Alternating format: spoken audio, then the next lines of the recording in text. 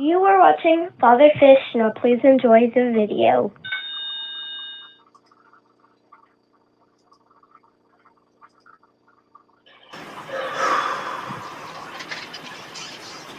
One night. What a night.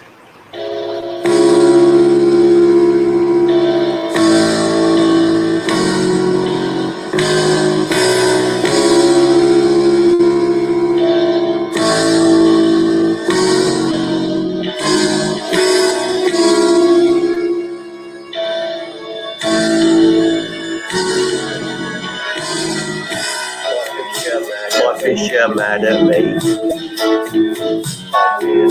I didn't wanna feed them all tonight. I found it hard to say.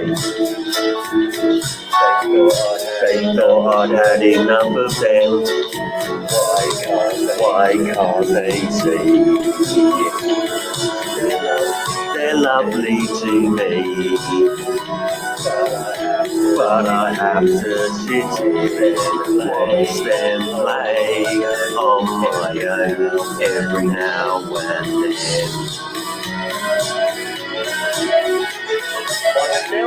My snails are mad at me. Been sitting on my arse for an hour. I hardly said a word. I tried and tried, but I could not be heard. Why can't I explain? Why do I feel this way? 'Cause everything I say, they don't understand, they don't realise, they take it all the wrong way.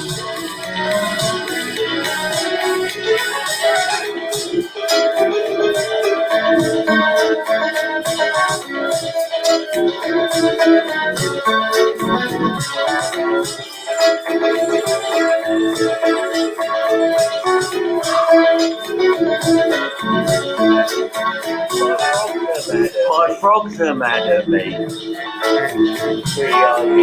We argued just the other night.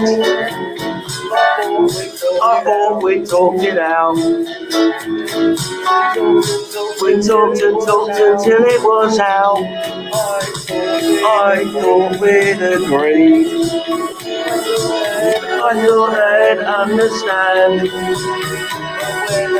But when I try to talk, they say I don't care, they say I'm unaware, and then they say I'm weak.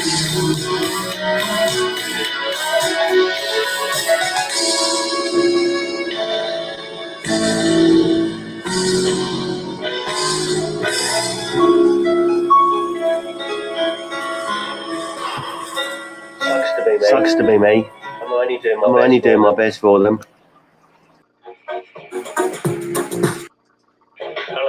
Hello, Mary. Mary, try and sort this one out. Let's talk about fish, baby. Let's talk about you and me. Let's talk about all the good things and the bad things that may be. Let's talk about fish.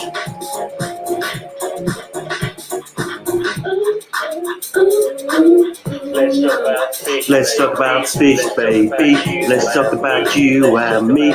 Let's talk about all the good things and the bad things that can be. Let's talk about fish. Fish.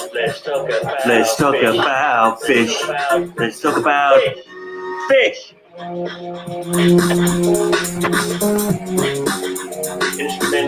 Instrumental break.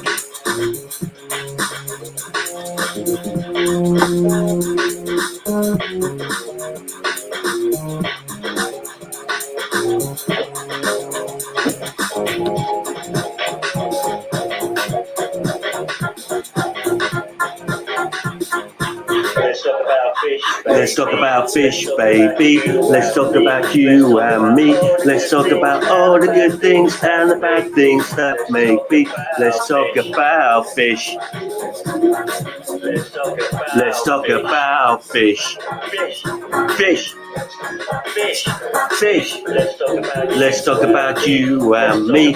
Let's talk about all the good things and the bad things that may be. Let's talk about fish. Let's talk about fish. Fish.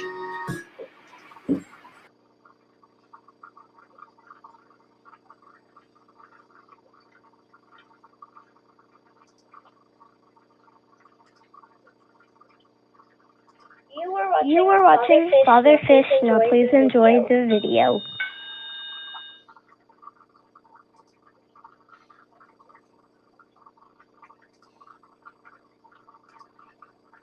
Well, if I had somebody here running them, all the machines, it would be a lot smoother. Probably wouldn't be near as much fun, though. Our thoughts and prayers are with Shelby tonight. She is wrangling monkeys, from what I can understand. Apparently, she got a couple of little ones she's trying to run herd over. So we are just wishing her well in achieving a good outcome to that. But I think she will not be with us tonight. So there's that. Wishing her well in achieving. Let's see who's here. Oh, glory. What am I doing here? This is not looking near right.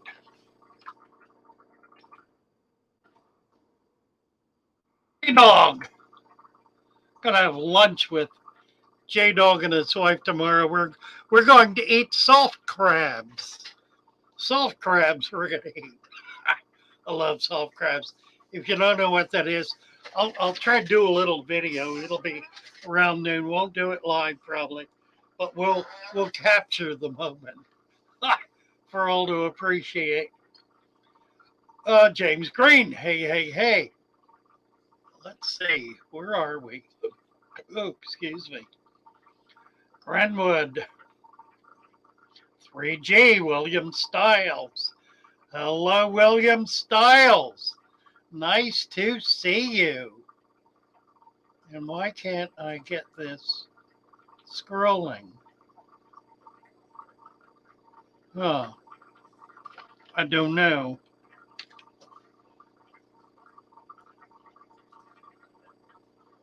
Weird. Trying to get my screen set up properly.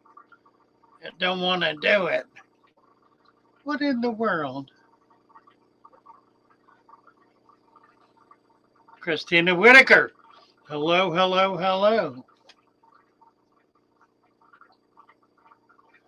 Huh.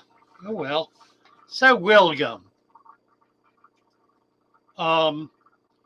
You said you were gonna call me, but I already know what's going on because a little bird told me. So your secret is my secret. And it'll be wonderful. I just turn you blue, William. William Stiles is the chief chef for the Dennis Aquarium Society. Yeah, those of you who were watching the video last week saw him. We're delighted to have him with us. He's been through some rough stuff lately with his diabetes and whatnot, but he's come out on top, doing remarkably well, and we're very, very proud of him. Nice to have you with us this evening, William. Joshua Bone.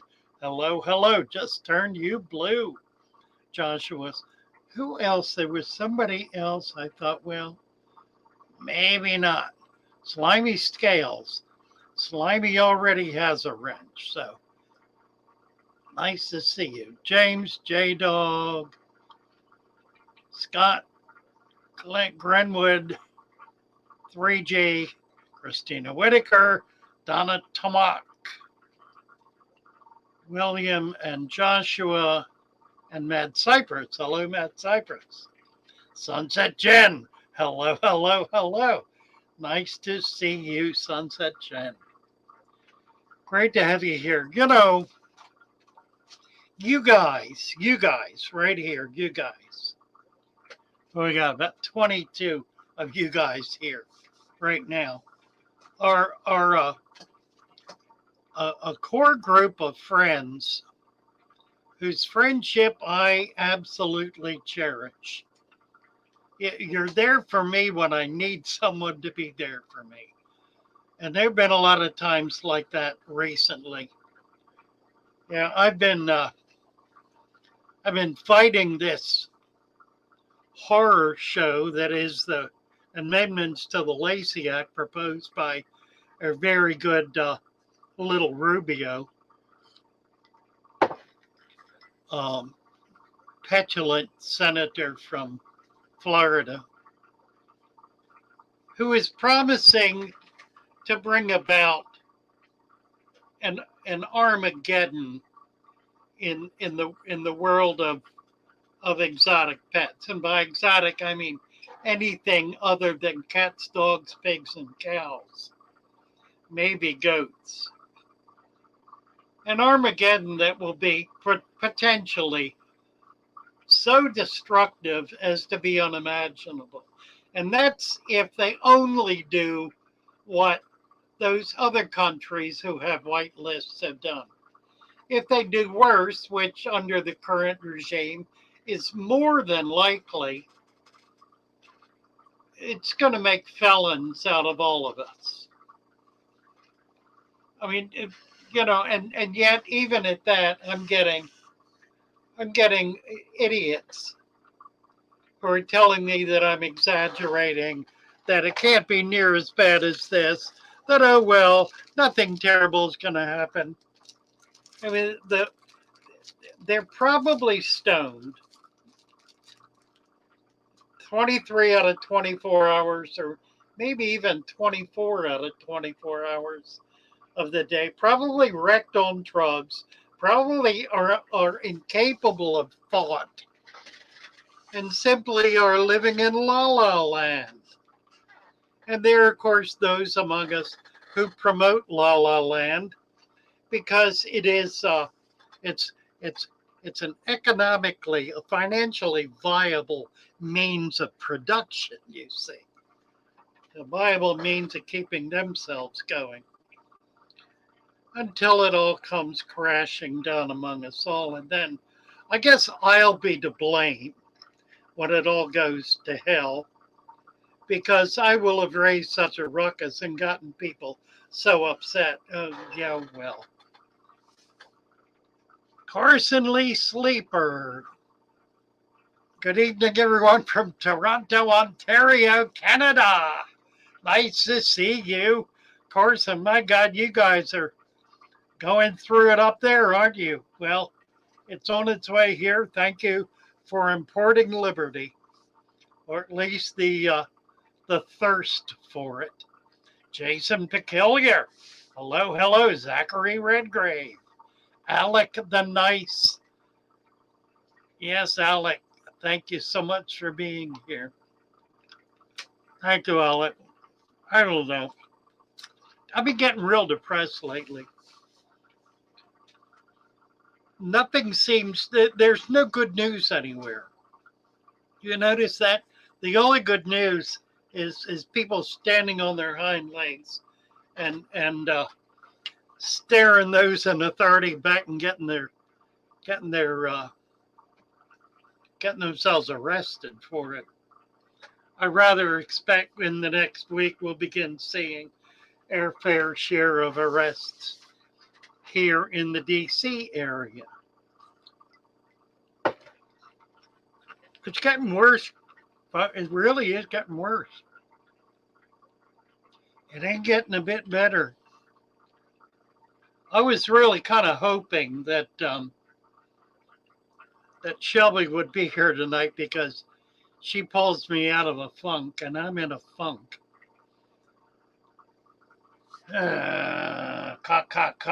Mad Cypress says. Honk, Zachary says. Ah. And Scott says ADHD, and I don't think he's talking about our dear friend from Utah. ADHD, there she is. Nice to see you, my dear.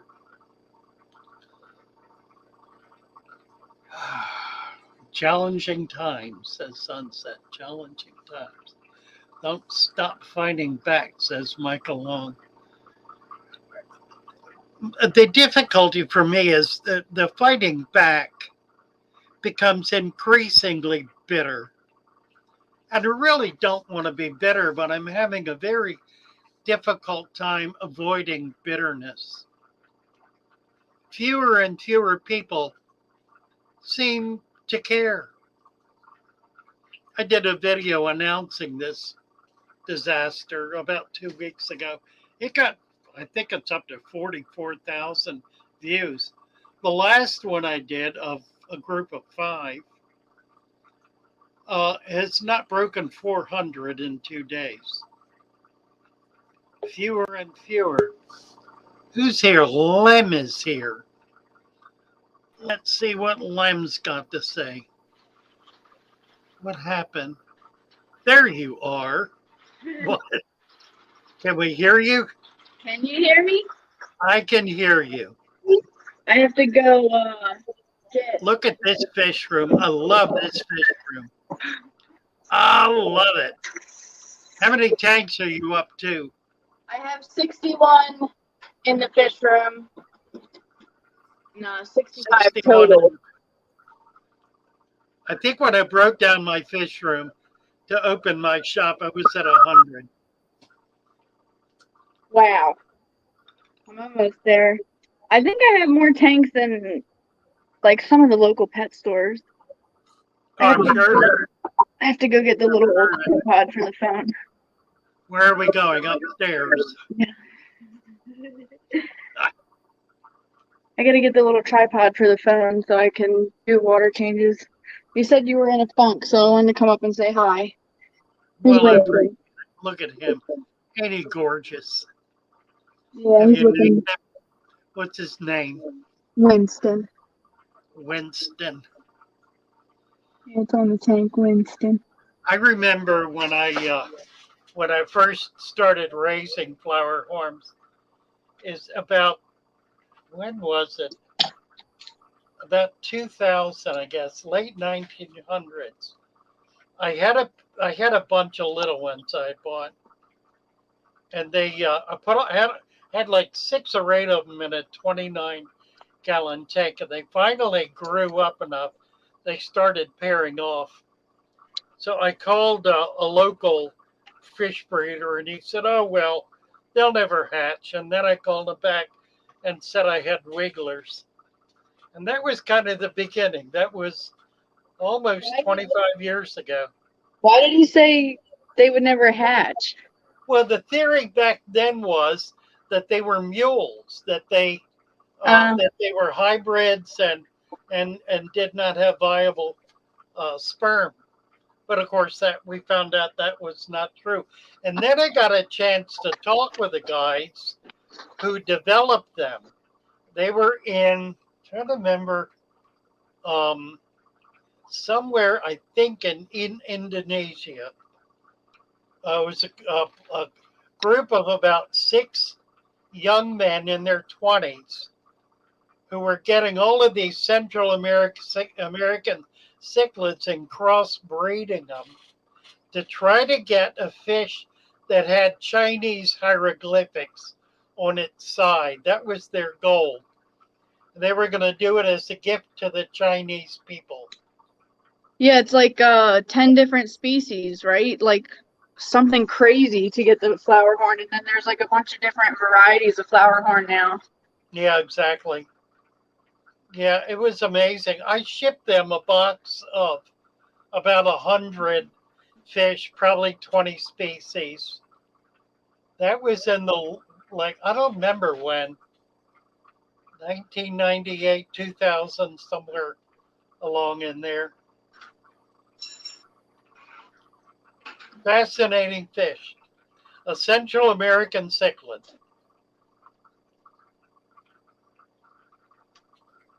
Speaking of Central American cichlid, what about Oscars in an outdoor heated pond? Aren't they South American? Yeah, but they do pretty well. They can handle temperatures down into the high 50s, a little under 60 if it changes very slowly. So a big pond with a heater in it, they'll hang around the heater when it gets cold. It might get a little too cold in Utah. We were gonna do a heat pump or whatever the machine is that they use to heat swimming pools to keep it at like 78, 80 and put a Well, lid on all it. you need, yeah, if you keep it at 65 to 70, it'll be fine. You don't have to keep it warmer than that. And cheaper too if I keep it there A probably. lot cheaper, right? Yeah, that you could handle. The other thing is now if you're going to use that, then that means you're pumping in hot water, which means you're going to be spending a lot more than if you put a heater in the bottom in the deepest part with no water flow. That'll keep a hot pocket. It'll keep water heat radiating from a specific point that they'll go to. It'll be cheaper and it'll work every bit as well. Oh, So you won't have to heat the whole pond. that's good. I haven't really figured that part out yet. I'm still trying to figure out the footprint of the pond. So I know for a fact I want it to be 4 feet above ground and have several viewing windows. But I also want to dig it down. And I know the deeper you go, the bigger the project and the more expensive and all of that. But also the deeper I go, the more stable the temperature could be and the more water volume. Yeah, that's right. So A minimum of 2 feet in the ground. how many feet? 2 minimum. 2? Minimum. Yeah, I was thinking 4, and then it would be like, imagine 8 feet total, 4 feet in the ground, 4 feet above ground. Well, that would be perfect because that way you'll be taking advantage of the thermal temperatures. Because the ground, when you get down below 8 to 10 inches, the ground is a pretty stable 68 or so degrees. That's what I was thinking. So if you go deep enough, it'll stay warm at the bottom, particularly if you do not have current. If you turn your pumps off in the winter and just let the water be still, it'll be easier for it to maintain warmth at the bottom where the fish will congregate. And you may not even need a heater. Yeah, I would have to just see what it did in the wintertime. Yeah, just get a thermostat down below. It's a great project, great idea. Yeah, we got to finish it fast before this baby Viewing gets too big. windows are going to be interesting. Yeah, I'm thinking it'll be like, I still have to go out in the yard and measure it because I originally wanted to put it in the part of the property that's like a little bit uphill so that it could drain, so we could have a bottom drain and it could drain down into our storm drain at the bottom of the street. But the part that I was thinking of is right by the street, and like there's a huge yard right by the street in like our side yard, front yard, but we don't use it because it's right by the traffic. We don't sit out there. It's just like weird. You're like inches from the road. Yeah. So Zach was saying, well, why don't we put it between the garage and the house? Then it's shaded. It's the part of the property with the least amount of trees and leaves. And if you put those viewing windows on it, you can see inside of the pond from the basement. You'll be eye level with the viewing windows for the pond if you're in the basement. What are you going to make it out of? What are you going to line it with? We're going to do cement and like wood probably. So like, I don't know if we're going to do cinder blocks or if we're going to do like a wood frame and pour cement down. But I don't want to use a liner. I want to do more of like a permanent type of structure because I feel like it'll be better long term to have like some sort of cement and like fiberglassing, like waterproofing. Are you going to try to do it yourself or get a pool company to do it? I don't know yet. So my contractor dang it, I forgot. My contractor was supposed to come over today, but him and I both have memory problems. But he was going to come over today, and we were going to discuss, like, how should we do it. And he's a pretty straight shooting kind of guy. Like, he helped us out when the tree fell on the house and we needed everything redone. So I don't know what we're going to do yet. I know if we're digging 4 foot deep, there's definitely going to be some sort of equipment here doing the digging. Right. How big? How big? Like diameter. Oh, I'm thinking to do a rectangle, like it might be like 8 feet by like 12 feet. It's going to be several thousand gallons. Oh, that's reasonable. Yeah. That's big enough. That's Yeah, plenty. I have to go out and measure it though, because there's a part of the house that's between the garage and the house that I want it to fit between long ways. Well, that'll be exciting, won't it? Oh, yeah. So you're still winter there. Yeah, we had a cold snap this last week too. It was like 17 degrees, and like it was so windy. Like online it said that the real feel was like 3 or 4 degrees, and I was like walking into work like almost couldn't breathe because the wind was so heavy, and I was like gagging and like crying, and my nose was running. It was like super cold and just frigid. Well, let's see. Let me. I'm just looking at comments here. Let me go back a little. Donna Tomac says you got to have faith. Zachary, only legends wear shirts with themselves on it. Now that's kind of, or egotists, I guess. Thanks, Zachary. Carson, congratulations, ADHD.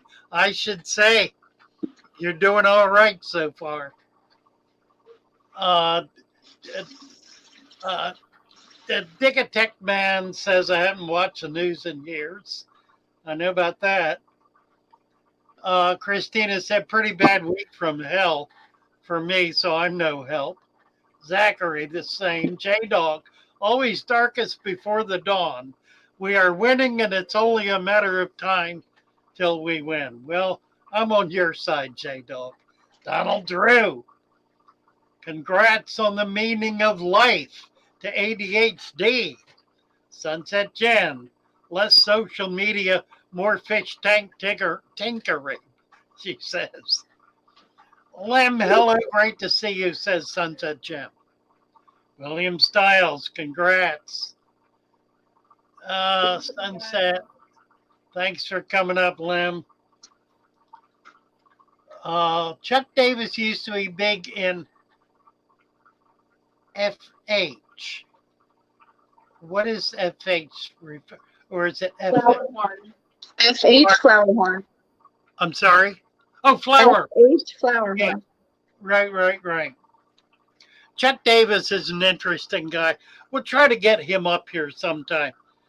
Chuck ranges between New Jersey and Florida, and is very active in the club circuit, the fish club circuit.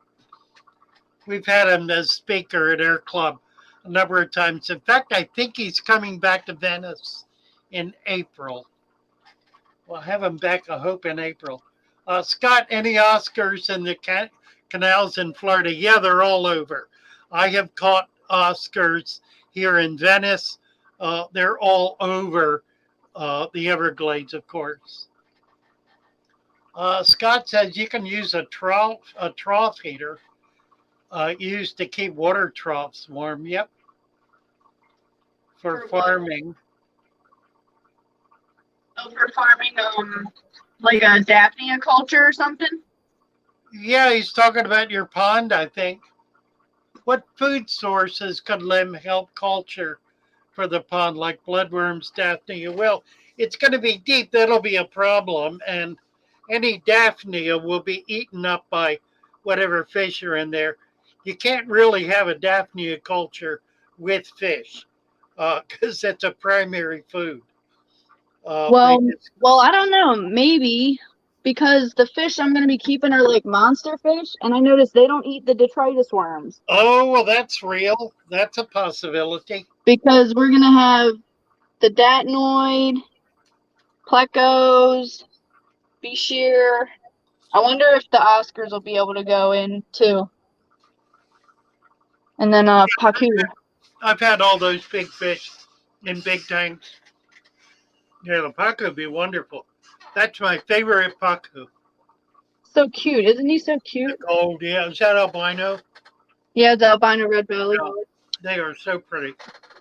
And what else was I gonna say? So secretly I have this idea in my head for the pond.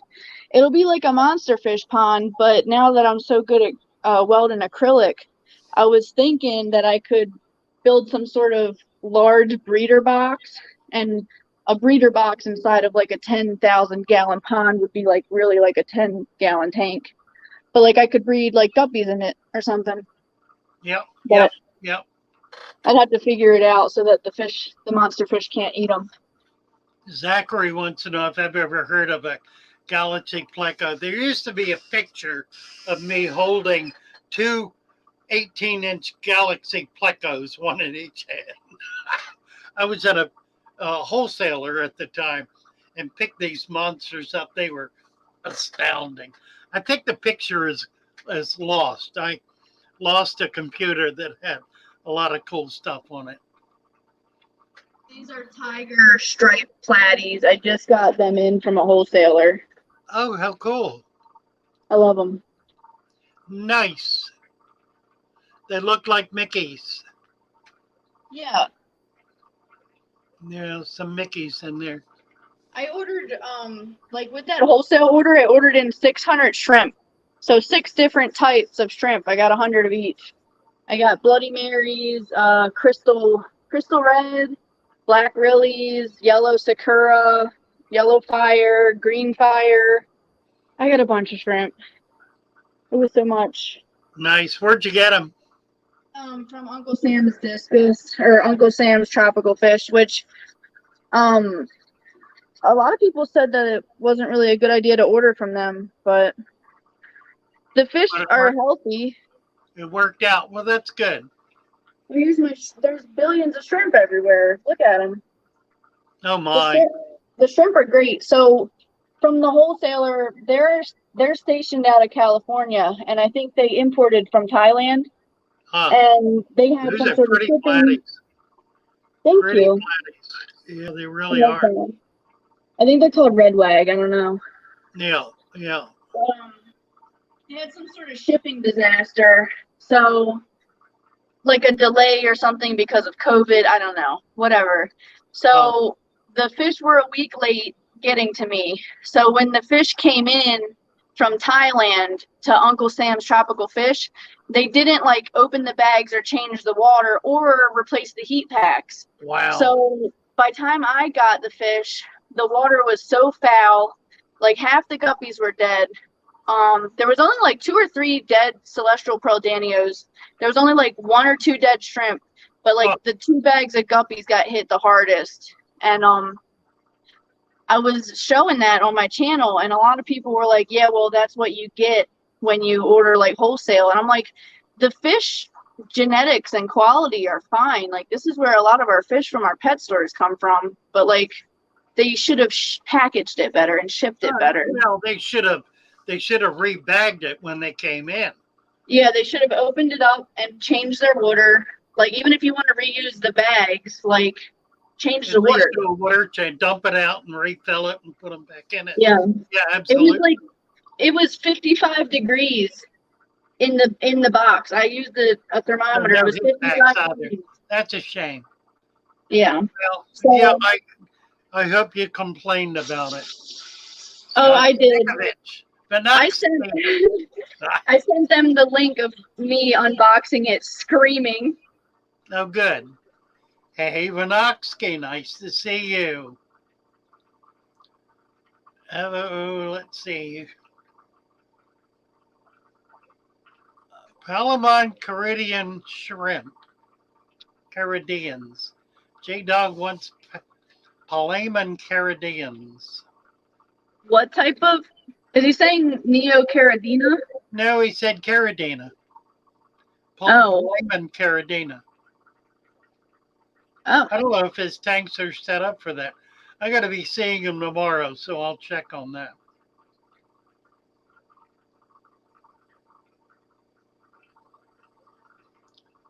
Let's see, Carson Lee Sleeper had my first batch of leopard danios hatch, just because they're all swimming today. Very exciting. Sure is. That is exciting. Good job with that. Christina, I'll never give up as long as I'm breathing, I'm fighting. Good girl.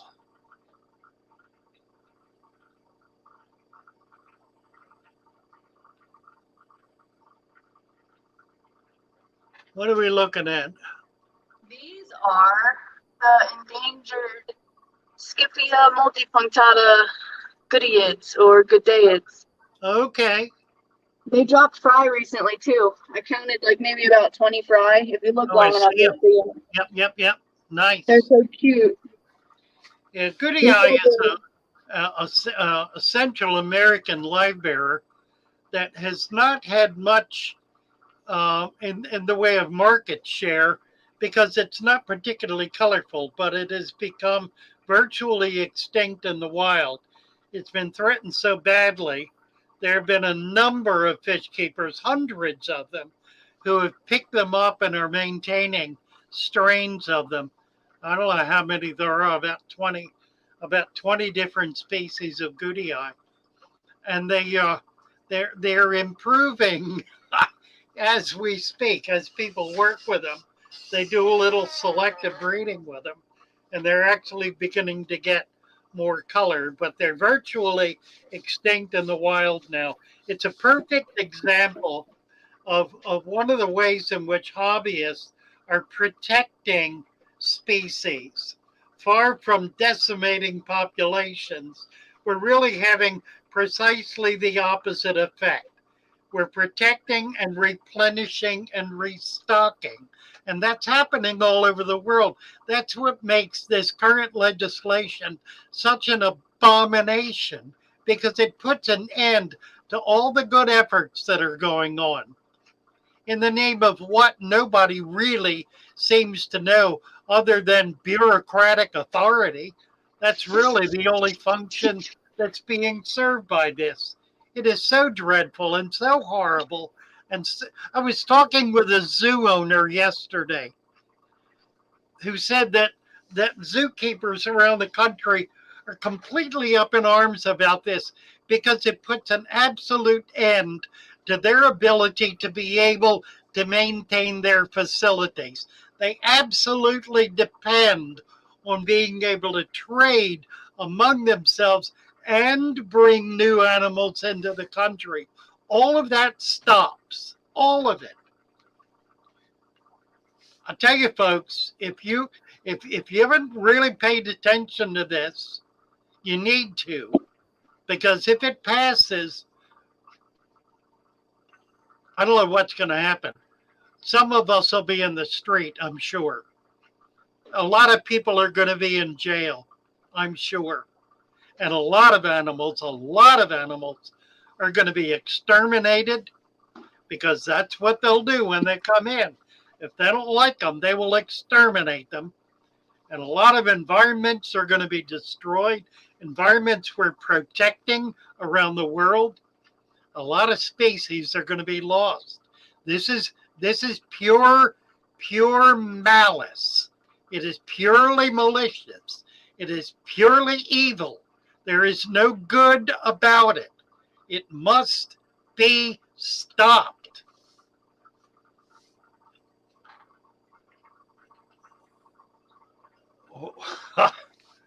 I've had these since they were little tiny babies. They're starting to get bigger now and get some of that yellow color. I'm so excited. Oh, look at that. Yeah, nice.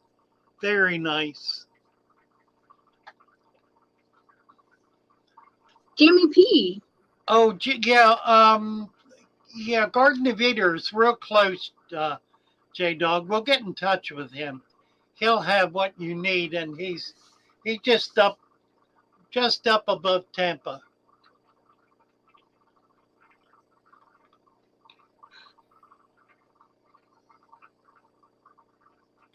Jimmy P, hello, hello.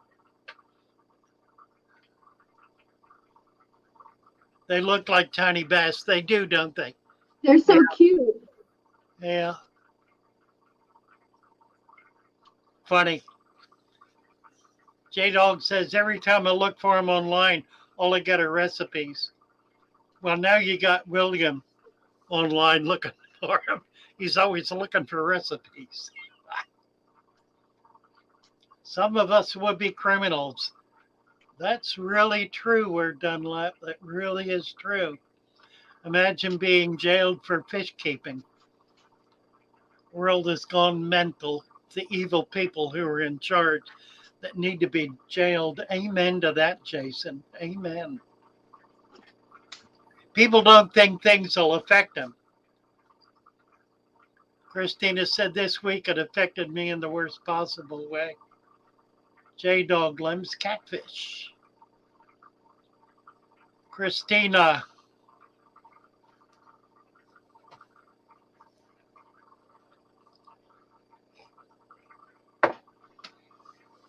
Do you want to share with us, Christina? I can give you a link if you want to come up and talk about it. Alec the Nice. I can still do my job with felonies. Big City Bettas. Hello, hello. Nice to see you. My sideshow guppies will be fugitives. Where Dunlap says, well, there is that, isn't there?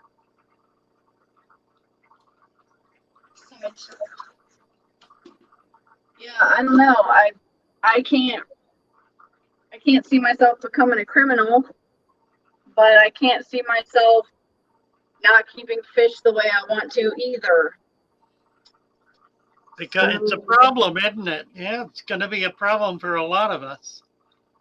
Are we talking care species? Big City says, in some cases we are. In many cases, we're talking about new species or species that that have only just been discovered, where we really don't know much at all about how many are in their environment. Sunset Jen, Big City Bettas, great to see you.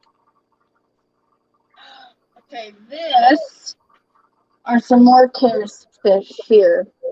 I haven't planted the tank or anything because I just got them recently. What are they? These ones are Crocodon lateralis, and they're little babies. Oh my. It's another type of goodiid or Yeah, goodayid. it's what I was saying. It's a live bear. They look very similar to Formosa. Yeah, maybe I can drop some kibbles right in the front and we can get them Yeah, to come which to is the a front. Florida live bear. Mr. Rogers asking how many tanks you got. 61 in the fish room and then a couple around, a couple others around. 65 total. I can't see the chat, sorry. I'm making you do all the work, fish. Okay. Mr. Rogers, good evening to both of you. Hello to you, Mr. Rogers. And these guys like to be kept cold. So they're on the bottom rack of my fish room, and I keep my fish room at 80. So nice. they sit at like, I can't even read it because it's dark in here. They sit at like 74. Oh yeah, 74, God, 72.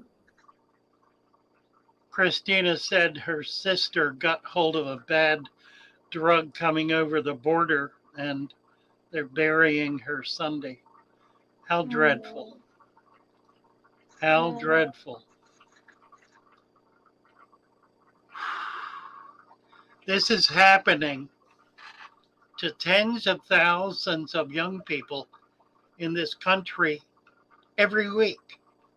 Tens of thousands are dying from the borders being wide open. So that vast amounts of fentanyl are coming in. Tons, enough to kill everyone in this country, are coming in every month. And nothing is being done about it. Why is that? It is increasingly difficult to believe that all of the dire and terrible things that are happening to this country, which were not happening under the last administration, they were not. They are now. And it is hard to believe that it is not intentional. It is increasingly difficult to believe that it is not intentional. Our deep condolences, Christina. Garson Lee Sleeper, yes, indeed. Prayers for you and your family. How terribly, terribly sad. Alec, it is due to corruption. Alec, it absolutely is.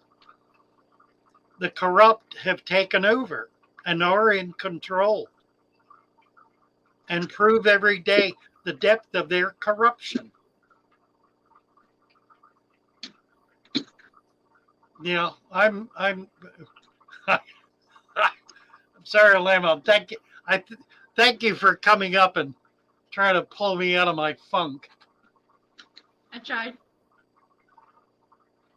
Last time Amber came in, I asked this at sunset, asked about my new dragon that was patrolling like crazy.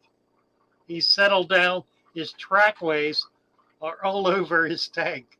Amazing. Sure are worried about fish getting in the country, yeah, aren't we? Amazing, isn't it? Big City Betta is giving a club talk in a few weeks about natural planted aquariums, planning on mentioning your deep substrate method, Father Fish, as an example of proper ecosystem planning and balance. Thank you, Big City. Yeah, we're the word is getting out. we're getting heard more and more. Corrupt and apathetic. I think that's true too. We're done left. Deeply apathetic. What are you doing there, girl? I don't know. I wanted to come show you the new guppies. These are our blue. Aren't they pretty? Lovely. What are they called? Blue lace. No, bluegrass. Blue lace, blue seagrass. Oh, okay. The Japanese grass guppies are stupendous. I haven't seen a good uh, a good grass guppy in many years. Yeah, I don't know if these are Japanese, but they were just called. They are. Bluegrass. They're very pretty. I think they're okay. Yeah. Yeah. I didn't get any females with them, so. Oh no.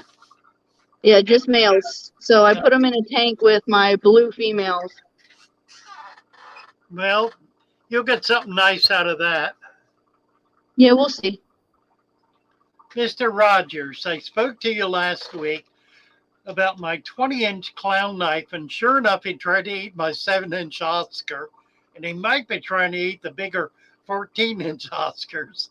Not sure, but he's got some scales missing. Clown knives, they don't look like much, but they're pretty tough customers. They just sort of sit all day. They don't move around much. But when they do, it's to grab something. And they like big meals. They've got a mouth like a steam shovel that just hinges open. They can take something pretty big.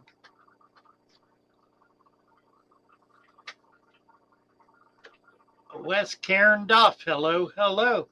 Good to see you. Ouch, Max. God. He usually doesn't bite me.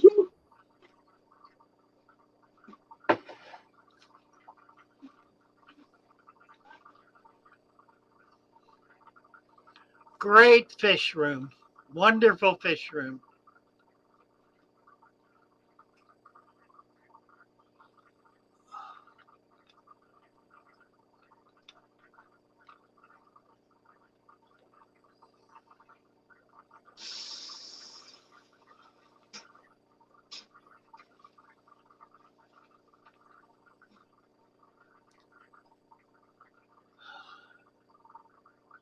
Whenever I I do a video with me doing water changes, I get a thumbs down. Wonder who.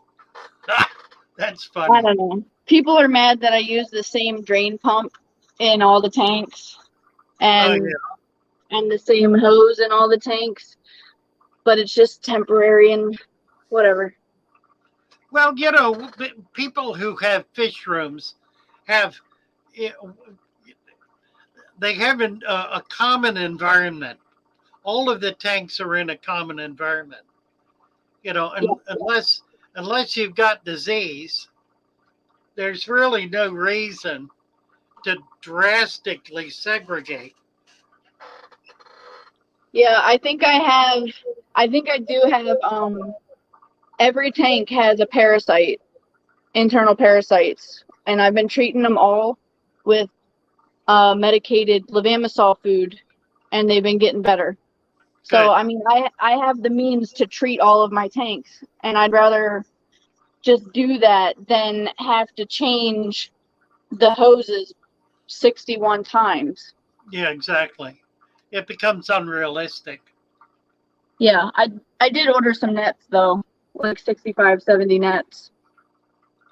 Zachary, have you thought about doing an all-day live stream? No, I have not, but I think once we get to the point where we need to take action on this bill, I may well do that, and just try to reach as many people as possible to take action, to call senators and try to put some pressure on. Thank you for the suggestion, Zachary. We don't yet know that. We're thinking the 1st of March, this thing is going to hit the fan. Why the 1st of March? Is that when it's getting signed or something? No, that's when they're likely to bring it up in the Senate. Okay. There was some discussion of that. Actually put a video up on my little cardinal tank. Can I put a link up? Yes, absolutely. Haven't added a cap yet, but I did put a CO2 generator on it. It's gotten real bright in just 3 days. Yeah, by all means, put a link up, Wes. And if you'd like to go over to Discord and post a link there, or even post the video, we can do that. Discord is set up to be able to do precisely that. Let me see if I can get the link up real quick. Do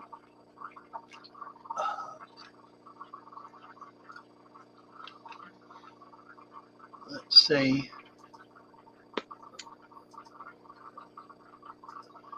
Here we go.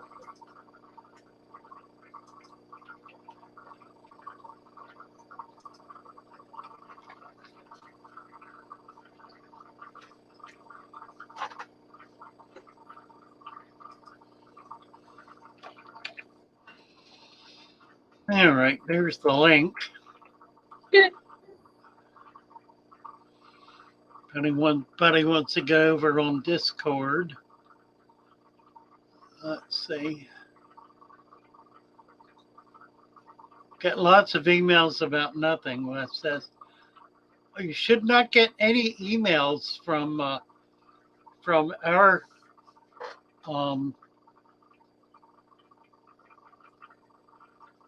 from the Father Fish. Let me see. Yeah, I don't know what that means. I've never gotten an email, so I don't know what that is referring to.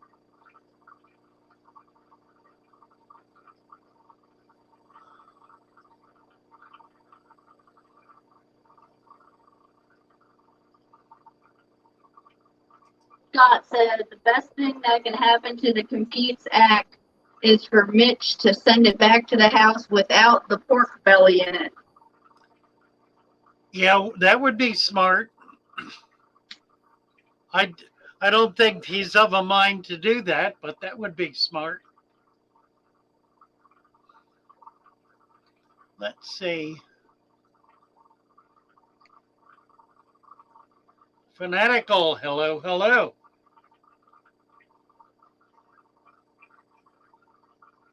Dr. Evil Criminal, Ward Dunlap says, going full hog. Good man. Big City saying you don't have to change the hoses. I had about 180 tanks at one point and used a Python, mixed up a bucket with a custom sanitizing solution and dipped the hose between tanks.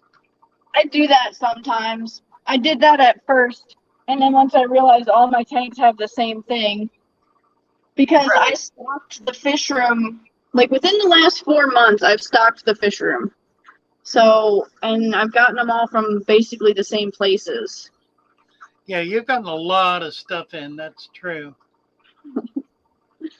So, once I'm done like stocking, like doing the majority of my stocking, and the auto water change system is in place, and I have separate nets, there will be no cross contamination, other than like, I guess if something wants to jump from one tank to the next. But I have all the lids in my trunk. I just have to cut the little holes for the airline, and then the lids are ready. Christina said, I used to have the same one. They're too expensive. They gave up fighting the columnaris. Figured I'd just end up with someone who was immune, and I did. Yeah, that's kind of my treatment for columnaris. Although I saw a treatment recently that was pretty effective, and I can't remember what it was. I'll dig it back up and get the word out, because it was finally a fairly straightforward way of treating columnaris. It's one of the nastiest of all the fish diseases, and my fix was just to pull out the ones affected until I got control of it, and that does work, but you got to be right on it. And you said you do that for columnaris? Yeah. That's the bacterial, right? What about the redworm camelinus? Yeah, that's the parasite. Yeah, that's the one I was talking about. The parasite. How do you treat that one? Just cull them until they're gone? Yeah. I did run into a treatment recently, though, that was effective, and I can't remember what it was. I'm going to have to go back and find it. I think I probably did post it on Discord on our disease channel. When I feed them the levamisol food, there's also some Epsom salt in the food, and then I put Epsom salt in the water, like enough to where the whole tank is dosed. And sometimes I can catch the red worm poking out. I've only seen it on like 2 or 3 fish, but like once you see the one worm in one fish, that whole tank is basically like done. Like you know that whole tank is infected. Yeah.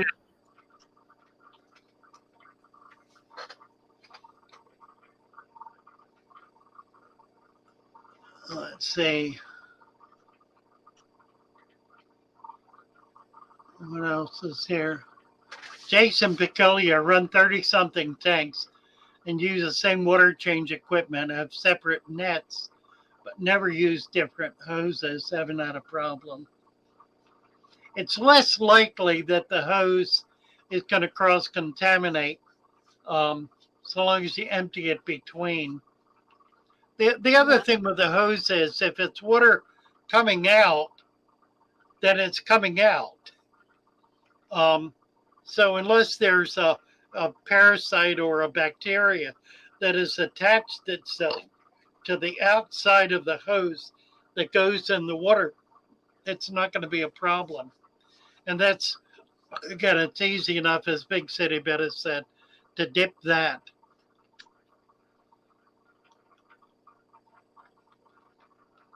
Carson said, that makes sense. I know for a fact it's connected to the correct email. Just won't send me the link to verify. Hares fish, like for my almost the endangered fish, those tanks have their own siphon and their own everything else. So like what I'll do is I'll take the hose and siphon it down into the bucket, and then I put the pump in the bucket to get the water out. Yeah. And then when I fill the water, I don't let the hose go inside of the tank. I just let the water flow out of the hose. So for those 3 tanks specifically, I've been doing water changes like that, and so far they're fine. But I also got these from a local breeder. He has a little fish room in his basement too, and he's been keeping these fish for like 10, 20 years. I don't know, something crazy. And so they're extremely healthy. And someone in chat said that they stopped running into problems when they stopped buying fish from big box stores. And I will tell you, a lot of these fish did come from like big box stores, like the mollies and stuff. Yeah. Big City saying nets are single use only in this house and then disinfected. I've lost nearly my whole fish room before, and some of the species I had were extinct in the wild. I will always be overly careful. Yeah, I think Big City, you're right. When you're dealing with fish that you cannot replace, then you need to take measures to ensure that they're as safe as can be. Christina saying ivermectin got rid of all the parasites. That's what it was. Thank you, Christina. It was ivermectin that was working effectively. Yeah, working with columnaris.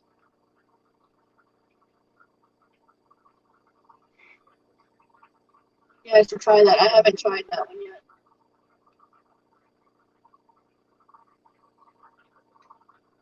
DPK, hello DPK. Always second treat after the worms are gone. I read using it at least twice a year. Yeah, is beneficial for health when using levamisole. Yeah, I've been doing levamisole ever since. Fenbendazole is another one that's pretty effective, and ivermectin. So any of the 3 of those are going to be effective against parasites. Yeah, the first food I made, I mixed in the fenbendazole directly, and it was just like such a big project to make all that food, and I still have a bunch of it frozen. But I didn't really notice that much good results with the fenbendazole, so I waited a few weeks, and then I switched to levamisole. I started soaking the dry pellets in levamisole and Epsom salt water and letting it absorb it, and then feeding that way. Yeah. And you'll get like 1 or 2 fish will die just because of how like heavily infected they are, and like the worms are trying to come out, or the worms die inside of them and foul up their insides. But it's been doing good so far. Yeah, the critical thing with a lot of these fish is once they're infected, you can't treat them internally. Not for parasites. Bacteria you can, and some gut worms you can. But if they're in the body of the fish, then you have to wait until they come out and then treat. And for like with ick, for example, if there's so many parasites in the fish, they simply aren't going to survive it. So by the 3rd hatching, about day 7, if you've missed ick for 7 days straight, and you've got now the 3rd population, the 3rd generation, you're going to lose fish because there are more parasites in there than the fish can tolerate. Yeah, it's just too much for them to handle, like purging them or like fighting them off. Yeah.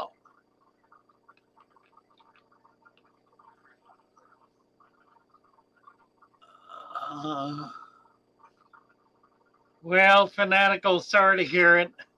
I do sell plants. I sell a lot of plants, and I do pretty well with them. I sent an order to Hawaii this week, put a heat pack in, which was counterintuitive for Hawaii and Florida, but critical for everywhere in between. So it's kind of problematic, and they came in a little rough. But I'll replace that once the winter is gone. I also put a link up on my fatherfishaquarium.net page today in the store, giving people the chance to do special orders. I can get nearly anything, but I don't have more than a basic number of items listed. So if there's something you're interested in, put it on that special order form, and I'll get back to you about that and see if I can get it and what it would take to move it to you. What you looking at there? Oh, isn't she pretty? You got a nest. Look at the eggs, at the bubbles. Are there eggs in the nest? Do you know? No, this is the father That's the male. Okay. to my first betta fish spawn. Oh, nice. Yeah, he's a good one. There's no one in not that ship to tank with him. Canada, Carson. It's just too expensive is the problem. These are the little betta fish babies. They're sifting Oh, through nice. all the mulm on the bottom, getting little. Love it, love it. Yeah, that's critical. It's really critical to being able to keep them well fed.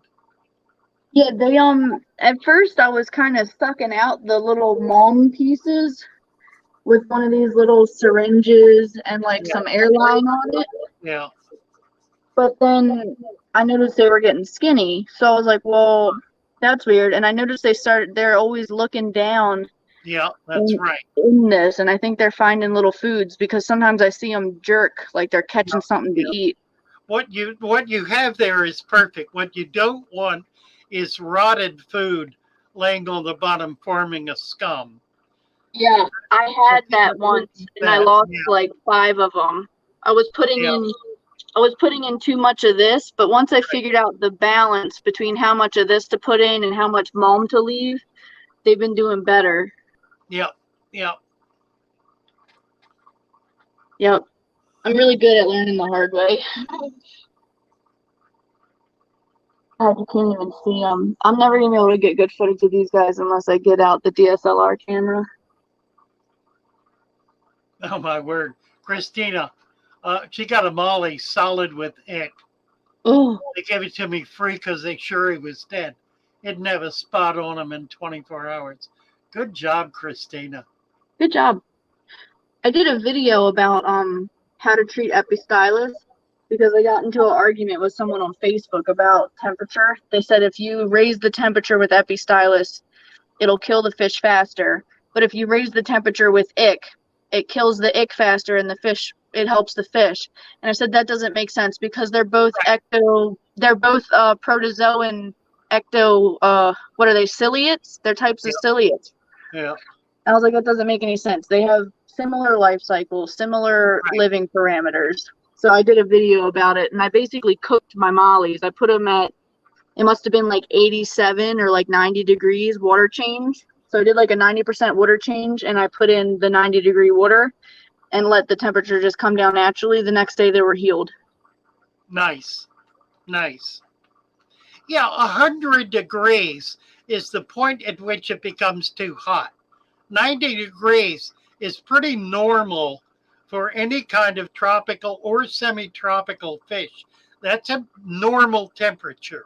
That's why there's no ick in the tropics and semi-tropics, because it can't tolerate it.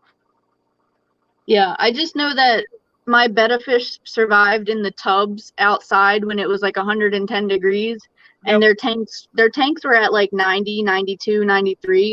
Exactly. And I was freaking out because I Googled it and everyone said like, oh, your fish will start to die at 90 degrees. But I guess like short term, it's okay.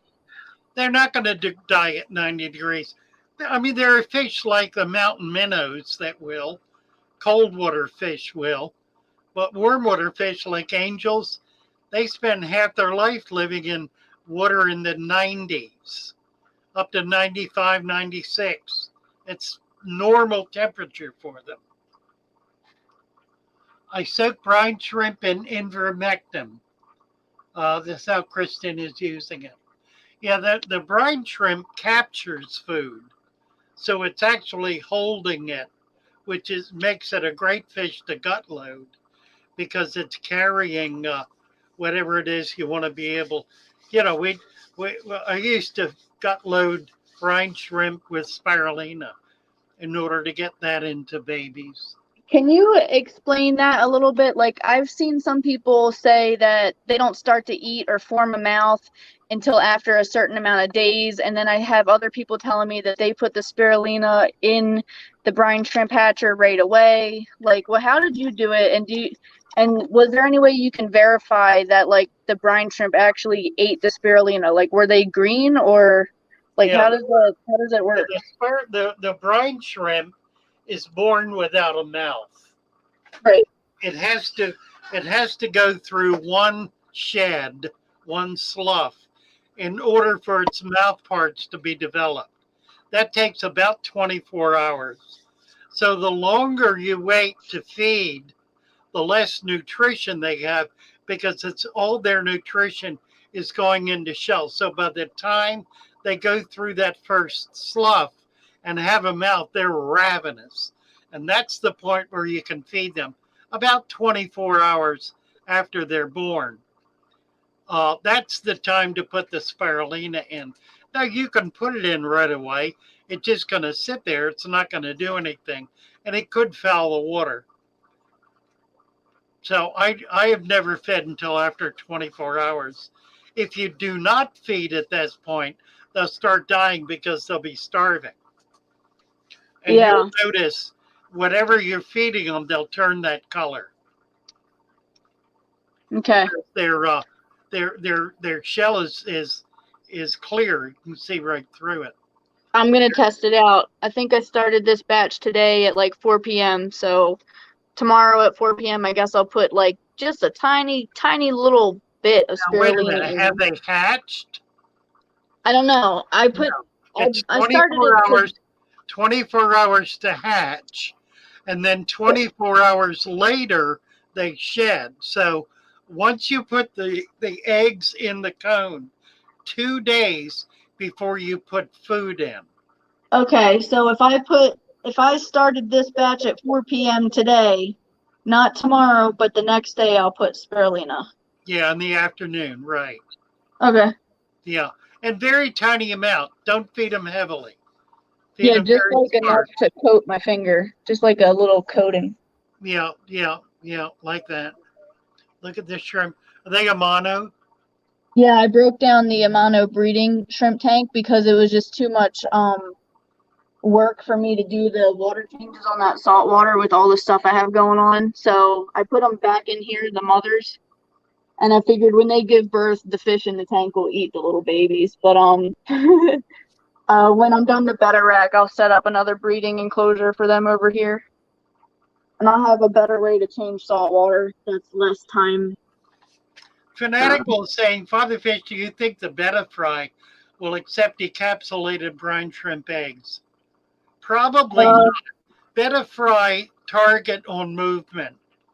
So I have decapsulated brine shrimp eggs right here in the fridge if you want to see me put like 3 or 4 of them in there. with do by all means. Ugh. I feed decapsulated eggs to pygmy seahorses because once they hatch, they don't leave a shell behind. But the seahorses are not going to eat them until they hatch.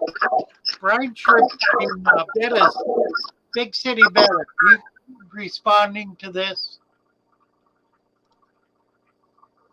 For baby brine shrimp, we feed them for nutritional value, looking for the egg sac at second stage.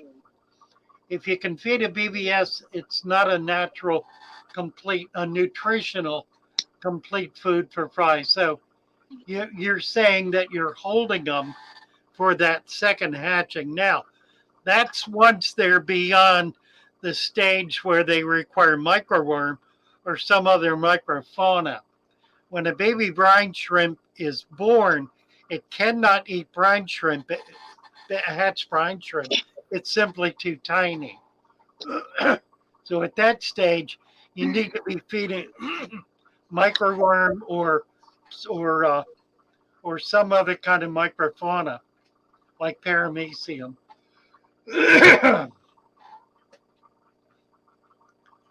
I raised baby brine shrimp into juveniles with spirulina, says Jason.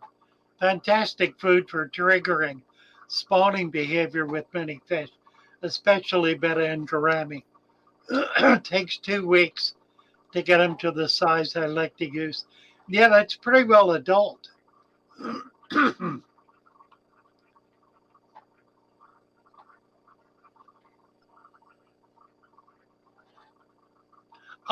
Big City Betta. Oh, I know what she's talking about now. Might as well just be feeding spirulina. The BBS has lost its value. We hatch them to feed them for the nutrition that's in their egg sac, which is absorbed by 30 hours. Yeah, I usually go by 24 hours. I tried to feed freshly hatched brine shrimp within 4 to 6 hours. Beyond that, they're losing food value at a pretty rapid rate because they're converting their yolk sac into shell, into body, into mass. They're eating something. The little eggs fell down into the mom, and they are picking something, but I don't know what exactly they're picking. Yeah, I'm trying to watch them careful enough to see if I see them actually eat the little eggs. With the way they're feeding them, they may very well. The way they're feeding in that mom. Yeah, Pretty neat. I think they're doing it. The shrimp came out immediately. I have a shrimp in here and a ram's horns now. Right, that'll be interesting. So, Big City, what's she doing there? Does that make sense to you? Yeah. Yeah, no, you were not confusing, Big City. I was confusing. I wasn't paying attention carefully to what you were saying.